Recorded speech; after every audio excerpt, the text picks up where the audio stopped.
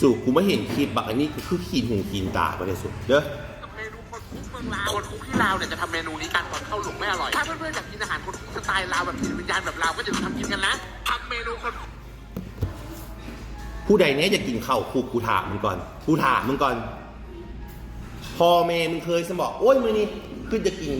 กับข้าวอยู่คุกเว้ยคือจะกินเมนูอยู่คุกเว้ยเป็นอย่างมึงต้องไปเหยียดคนอยู่คุกกูถามแท้คือจังไดมันหมดคอนเทนต์ละบอคนอยู่คุกค่ะเด้อโมเมนทุกคนที่เป็นคนซัวโมเมนทุกคนที่ว่าเป็นคนดีและโมมีถ่ายทุกคนหรอกอยากเข้าคุกแต่ถามว่าเป็นอย่างเขาจึงเดินทางผิดสังคมบังคับเขาชีวิตบังคับเขาสิ่งอ้อมคาบีบังคับเขา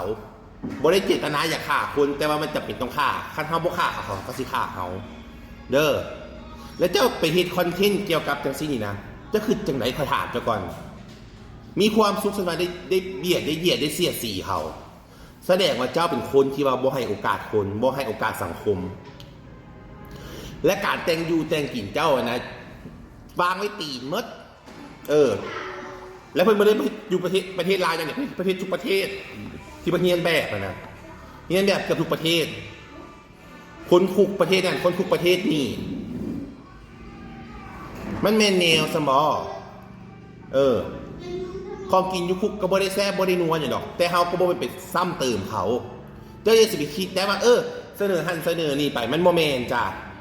เจ้ามันเบียดมันเหยียดมันสียามือไหนมือหนึ่งเด้อมึงอย่าพลาดแล้วมึงอย่าเข้าไปอยู่คุกเด้อกูบอกกันเด้อ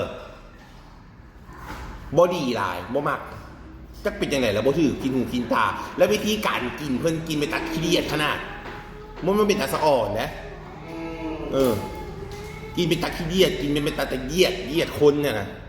นี่เมนูคนคุกลาวต้มมาม่าสไตล์คนลาวแล้วเอาน้ำออกใส่น้ำปลาที่นักโทษจะเอาต้อนตามจุดต่างๆวางไว้ปีเมดทุกอย่างอีสานลาวของพี่เมืองลาวก็คิดให้ก่อนอีสานลาวใส่เข้าไปใส่ลาวมึงต้องการเหยียดป่ะเดี๋ยวนี้อยู่ไทยมึงมีคุกบ่ถามก่อนเขาจะจากซี่ประเด็นนี่นะแต่ประเด็นหลักๆที่เคยบอกมาว่าเด้อ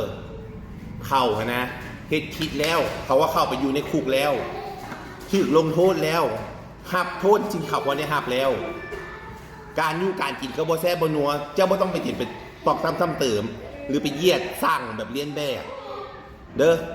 มันโมเมนต์แนวมึงมือไหนมือหนึ่งมึงจะพลาดไปอยู่คุกกันแล้วกันกูบอกเลยมึงจะพลาดสครับอีขาวซื้อ2แถม1กล่องละแสนกีบซื้อ2กล่องละแสนครับอีกแถม1ว่าง่ายๆ3กล่อง200,000กีบสนใจกระทางบุญมาที่เบอร์55002215แล้วก็อันนี้ลอตเตอรี่จ้ะมาแล้วขายทุกงวดจ้ะงวดวันที่1กับงวดที่16ออกทุกงวดติดต่อมาที่เบอร์เดียวกันเลย55002215จ้ะเหยียดขนาดกันนะเหยียดเขาเอิ้นเลย